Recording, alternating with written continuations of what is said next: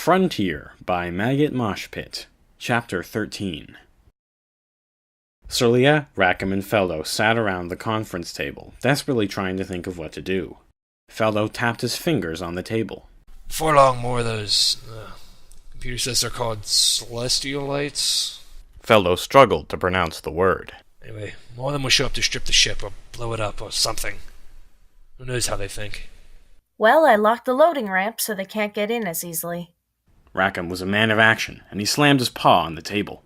I say we just fly the ship to wherever they went, grab them, and then run. Feldo shook his head. We can't fly now. I haven't patched up the ship yet. Without Zach, this would take twice as long. Even with a short atmospheric flight, it might make the breach worse. Besides, we don't know where they've been taken. He thought for a moment. Maybe we can sneak around or something. I don't know. Rackham shrugged. I'm not the plan type either. What do you think, Serleah? Feldo turned to her. Yes, you're the acting captain now. What do we do? Serleah didn't know.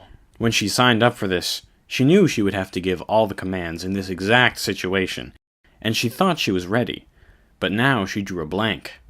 She turned away and faced the wall. Huh. Give me a second, okay? What would Leph do? Probably crack wise and come up with a brilliant plan that would get them all killed, but pull it off in such a way that it didn't. He was probably thinking of a way to escape now, or was being tortured for information. Serleah shook her head. Now is not the time to let worry cloud her judgment. Feldo looked at her curiously.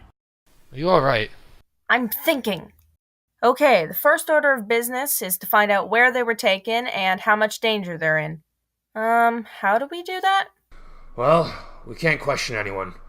We're making the cultural contamination worse. We would use the sensors if they worked. Unless... Feldo said as he stroked the fur underneath his chin. Unless what? Serleah leaned over the table intently. The escape pod. It's basically a little shuttle. It's got its own sensors and even weapons. It's also designed to withstand re-entry, so it wouldn't have gotten damaged. Serleah clapped her paws together. Okay, that's somewhere to start. Get on it, Feldo. Rackham, you might want to explain the situation to the colonists. Rackham nodded as he and Feldo stood to do their tasks. Serleah smiled to herself. She was getting the hang of this. She was about to follow Feldo when two people entered the conference room. It was Taliko and Yar. Serleah crossed her arms. What can I do for you, kids? Taliko carried an air of confidence, and Yar stood behind her unsuccessfully trying to copy her sure-footed stature. Taliko pointed at Serleah and declared, We want to help. Yeah. Serleah didn't have time for this. Look, I know Lena is your friend, but I really need to concentrate and I can't be babysitting you. Yar went for the door. Yeah, whatever you say. Taliko pulled him back. We aren't kids. We can be valuable to you. I've been told that I'm pretty smart. And even though Yar here is the coward and has a huge crush on you, he's the strongest guy I know. Baron Rackham, of course. Yar punched Taliko on the arm, then turned to Serleah. You have to let us help. Serleah sighed. Fine, but I don't have anything for you to do. Taliko pumped her arm. Yes! I'll go help Feldo with the sensors on the escape pod. She ran off, Serleah calling after her. Wait, do you know anything about that? Taliko called back. Nope. Yar watched her round a corner. I let her go. She won't get in the way. Probably. She's just worried about Lena. And the other two, of course. Serleah sat down at the table, a new respect for Leph's job forming in her mind. You don't have to worry about Lena's safety. Leph will protect her with his life. Call it a virtue or a flaw. Yar hesitated for a moment, then sat down too. Sorry for eavesdropping. Only half of Serleah was paying attention to him. The rest was developing a rescue plan for if Feldo found where Leph was. Yeah, no problem. Maybe you can help me think of what to do. Yar looked surprised. Wait, you don't already know? Hell no, I don't know. Leph usually handles this part. I didn't sign up for this whole thing to almost get eaten by cultists, almost restart the war, crash land on an alien planet, and probably get arrested for fucking up an entire culture and get my best friend, his mate, and Zach killed. Serleah realized she was venting to someone she didn't even know that well. She sighed. I'm sorry. You probably don't want to hear it. Yar tried to put on his best supportive smile, but ended up looking nervous. No, it's fine, really. But we should focus on, saving everyone. They fell silent, deep in thought. Serleah looked at Yar after a while. Hey. Hmm? Eyes up here. The cell was cold and damp, the floor made of some sort of straw. Leph, Lena, and Zack sat on the dank floor, contemplating their fate. When do you think they'll interrogate us? Zack shrugged. I don't know, but it won't be soon. This is a tactic, like you see in the movies. Let you rot a bit in the dungeon, then interrogate you when you're cold and hungry. Lena shivered. Her body was not accustomed to the cold, as her subspecies mostly evolved in the hottest parts of Atria. You think that they treat us more like guests than prisoners? Leph went over to Lena so he could share his body warmth. He looked over at Zack. Zack, get over here. You'll freeze to death. Nah, I'm good. Thick skin is as good as any coat of fur. The particular dungeon they were in was silent, save the occasional snore from the cell across from them and the shuffling from a nearby guard. Time passed slowly, and after a time the snoring stopped, and someone stirred in the other cell. The someone grunted and hauled himself into a sitting position. The guard must have been given the translation device, because the three captives could understand their dungeon mate. Guard, I've sobered up. Let me out. The guard was trying not to stare at the strange things in his cell, and he was glad to have someone to distract him. No, you need to learn your lesson. Come on, Jadigar. By the stars, what are those? The drunk was completely sobered as he laid his eyes on the aliens in the cell next to him. The guard rattled the bars with some sort of sword. Quiet! They are simply criminals. Down here, that's all they'll be. Leph waved at the drunk. He waved back, then fainted. General Nephron stood in the Capitol building's yard, often used for training by the elite soldiers in his army. As such, many straw men were set up. Beside Nephron was his closest advisor, Xerix, Ambassador Buddha, three of his most trusted captains, and the Herald. They had all gathered around a small table, on which sat Leph's pocket pistol, small and unimpressive for any spacefaring race, but strange and potentially very, very dangerous in the wrong hands. Nephron studied it and turned to his advisor. I've never seen a firearm like this before, but you have more experience than me. What do you make of it? Xerix took the energy weapon gingerly, turning it over in her hands. It looks like no gun I've ever seen, sir. I don't see any magazine, breech, or hammer. I say we test it, one of the captains said. Buddha tapped his foot impatiently. Yes, enough standing around. Shoot the damn thing already. Nephron took the gun, his large hands making it look pathetic. It's very small. My finger dwarfs the trigger. He pointed it at one of the dummies, making sure his finger wasn't covering the barrel. Nephron had trouble reaching the trigger, as it was designed for the more slender fingers of an Atrian. Nonetheless, he found a relatively comfortable position and pulled the trigger. A pulse of energy shot at extremely high velocity into the dummy's head, causing it to explode in a burst of fire and straw. There was a collective gasp from the audience as everyone stepped back, looks of awe on their faces. Nephron hastily put the gun back onto the table. What was that? Even Buddha remained silent as the straw smoldered on the ground. One of the captains began to pray as Nephron turned to his advisor. Xerix, I want the best scientists on this right away. Find out how the thing works and build me more of them. Yes, sir. I will see to it personally. She took the gun and walked into the Capitol building. Buddha's temper was slightly sated for the time being, and he continued staring at where the dummy's head used to be. Nephron, we may have stumbled upon something that will win us this war. I think you may be right. Nephron produced a pocket watch and glanced at the strange markings on it. I think it's time we get some answers. Captain Manic, bring the prisoners to the interrogation chamber. The captain bowed sharply and walked off quickly. Buddha looked Nephron in the eye. I suppose you'll be performing the interrogation yourself? The general nodded. Of course. It has been too long since we've had a good interrogation. The public will think I have gone soft. I look forward to it. Buddha grinned, something that did not happen every day. Leph was quietly dozing against Lena, who tried her best to keep warm. The cell was so damp it had flattened her fur against her body, which didn't help at all with her temperature. Even with Leph's warm body draped over her, she couldn't feel her toes or fingers anymore. Zack was curled up in the corner, snoring loudly despite himself, sometimes synchronizing with the drunk across from them. She shivered, hoping someone would come along soon. Leph stirred, changing positions slightly. Lena looked down, and Leph's mouth opened a small amount. Yeah, I agree. What? Oh. Lena listened as Leph talked in his sleep. Good. There's a high price on silver. His crazy ramblings made no sense, though it might have in the context of the dream he was having. You look really good today. Really good. Lena's face flushed. Was he dreaming about her? Love you. She smiled. If she was to die on this planet, at least she would do it having been able to love a man like Leph. Leph's mouth moved again. Rissa. She looked down abruptly, her face shocked into an expression of horror. Who the hell was Rissa? Her sharp movement caused Leph to awaken, his eyes fixing on her face. How long was I asleep? What? Do I have something on my face? No. Leph sat up slightly and noticed how cold she was. He took her paw, and for the first time since she met him, she didn't know if she wanted him to. Lena, your paws are so cold. Here. He rubbed her paws together, generating friction and adding his own heat. You should have said something. He huffed. These people don't know how to treat visitors.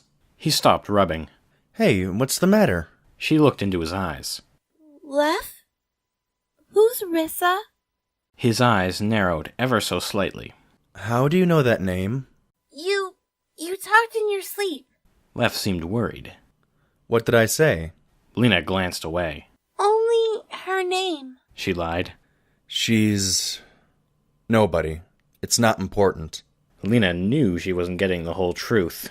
It felt like she was getting only a shadow of the truth, in fact. Leph. They were interrupted by 3 guards arriving and, quite loudly, slamming open the door. You 3, on your feet! Zack rolled over. 5 more minutes, Mom. The guards hauled him up onto his feet. Shut up, freak. It's time for your interrogation. One of the guards hauled Zack off, and the other 2 seized Leph and Lena, who was in no shape to struggle. Leph, however, didn't make things easy, pulling and thrashing as they were dragged bodily off to wherever the nefarious deed was to take place. They weren't taken very far, and soon were thrust into a room, which was suspiciously clean with 3 chairs in its center. General Nephron stood beside the chairs, holding a whippy tree branch, a rather thick one. The guards tied the 3 up, one of them handing over the translator, and with a nod from the general, they stepped outside. He cracked the branch. Now, tell me what I want to know, and this will be easy. They stared him down. He began to pace the room, swishing his branch so that it whistled. Where are you from? Leph glared at Nephron with fiery eyes. We come from the stars! Nephron lashed Leph's arm. He jumped, biting his lip. Where are you from? This time, General Nephron addressed Zack. No. He simply stated. He received a lash. The general walked over to Lena. Where are you from? Lena remained silent. Leph saw Nephron pull back his arm, and he briefly considered saying something. But he knew that if these people ever learned about the vast civilizations out there, it was impossible to tell what they'd do, be it reverse engineer their technology without first gaining an appreciation of what space was truly like, or blow themselves to oblivion. Most likely the latter. He closed his eyes as the switch made contact. The yelp he heard felt worse than when he had been hit. He opened his eyes, and the general was looking at him. You care for this one. He hit her again. I need to know where you are from. And again. A place with such powerful weaponry, I must know how to get there. And again. I don't want to be doing this, but the future of my people depends on it. Again. People die every day. These rebels claim to want equality, but they really want my rule. Again. I must drive them back and end this once and for all, and I need your power to do it. He held his arm back. Lena's eyes were shut tightly, tears streaming down her face. Leph couldn't bear to watch anymore. He didn't know what good it would do, but he might as well try to explain it the best he could while preserving their culture as much as possible. Stop! Stop! No more! Zack looked at him. Leph. Shut up, Zack! I can't listen anymore! Nephron pulled up a chair and sat in front of Leph. Where are you from? Leph first looked over at Lena. Peach, are you okay? She looked over. I'll be fine. Nephron used his stick to push Leph's muzzle so that he was facing him. I won't ask again. First, let me explain something. If I tell you where I'm from, it will be very, very bad for your entire planet. You especially. Nephron poked Leph with his stick. I'm not interested in your talk of pacifism. I've heard it all before. Leph shook his head. You don't understand. The slightest mistake might level an entire city or render the planet uninhabitable. I assume you tested my pocket pistol? Nephron nodded. Yes, it destroyed a dummy. Although Leph didn't show it, he was shocked at this information. They must have accidentally burned out the battery in one shot. Yes. Our ship, the... Nostalgia for Infinity. Leph didn't know where that came from, but it sounded more intimidating than the Frontier. It has guns capable of much, much more destruction. But if someone like you tried to operate them, you would surely destroy yourselves in the process. Nephron tapped Leph on the nose. You still haven't answered my question. Translation unavailable. Leph didn't know why the device didn't translate the last word, but he got the inflection. Well, we, come from very high up. We live in our ship, in your sky. We crashed, much like one of your boats might dash up against some rocks. The stars are angry with us. We aren't supposed to share our vast knowledge yet. Please, let us go and destroy any record of our being here. The general stood and faced away from Leph. Do you know why they call me General? Because you command the army? He turned again. No. It is only because we are at war. Normally I am king, but these rebels have turned me into a ruthless military leader. He sat. With the power you describe, you can help us end this conflict. I'm sure the stars would forgive you if you helped the rightful ruler of all Zizix. Leph knew that no matter what he said, the general would not give in. Do not know how you could possess such power, or how this device allows us to communicate. He held up the translator. But rest assured, I am the right hands. Leph looked skyward and opened up his mouth to speak. Look. A loud explosion rocked the building, followed by two more nearby explosions. Dust fell from the ceiling as Nephron ran out of the room, yelling back. It must be the rebel factions! See what they do! He was gone down the corridor, not waiting for an answer. Zack looked over at Leph. Nice try. Bought us some time at least. Another explosion caused the ground to shake. Yeah, but it seems like we're in even more danger somehow. Lena noticed something on the ground. Hey, look! He dropped the translator! Zack began scooting forward. I might be able to burn through these ropes if I cross the wires in the... Hello? A female Kaleidosite walked into the room, followed by two males. She drew a knife. Hey now, slow down. Zack said as he scooted back. She slashed with the knife, severing Zack's bonds. Oh, thanks, lady. She cut the rest of their bonds, and Leph picked up the translator. Yes, thank you. Who are you? One of her companions glanced out the door. Miss, we must be going. All right, you three, follow me. We must go, now. Leph took Lena's arm, which was bleeding profusely. He tore off a piece of his shirt and pressed it into the wound, causing her to wince. Hold that. All right, we're coming. Anything is better than this place. They ran off down the passage, taking a winding route deeper and lower into the Capitol building, eventually arriving at a trap door. They were whisked quickly through it, and followed a dark tunnel until they came to a ladder. The female Kaleidosite climbed up. Up here! Hurry! They emerged in the forest, surrounded by Kaleidosites that wore ragged clothing, and held a wide array of weaponry. The female Kaleidosite bowed to them. Now that we're safe, let me introduce myself. I am Xerix, leader of the rebel factions. And you are going to teach me how to use this. She held out Leph's pocket pistol, the barrel charred and bent. Feldo gave the pod's power box one last kick, and Toliko yelled excitedly. Yes! That's it! I can see everything! It worked! Feldo nudged her out of the way. Good. The signal was boosted. Nice work. Feldo input Atrian and human life signs as he watched the screen intently. Alright, let's see. I think that's them. He pointed to an orange-yellow color change on the topographical map the overclocked computer was generating. It's not that far away. Short flight, but... how would they be in the forest? Toliko shrugged. Maybe they got away? Feldo fed in colitocyte life sign data from the computer memory. The area they were in changed to gray. Looks like they're surrounded. We can't go get them. Toliko made a frustrated sound. Ugh! Damn these space laws! We should just fly in there and snatch them up! Feldo shook his head. That wouldn't be a good idea. The computer says they should have relatively sophisticated weaponry by now. AA guns are possible. Toliko jumped up. Well, I'll go tell Serleah.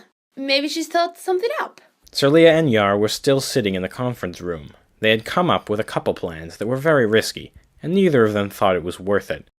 Toliko pranced into the room. Guys, Feldo found them! Serleah stood. Where? In the middle of the jungle, surrounded by aliens. She smote the table. Fuck! Yar flinched. This is so frustrating. We try and save them, screw up an entire world. Don't save them? Who knows? Yar looked up. It seems to me like we already screwed up this place. I mean, how much more damage could we do? A lot more, trust me. She stood for a long time, then finally sat back down. There is only one option. Toliko, watch the sensors on the pod. Taliko's eyes grew wide. We aren't going to leave them here, are we? No, at least not right away. If they aren't back in 2 days, we have to leave. Let's hope I think of something else or they get out of it themselves.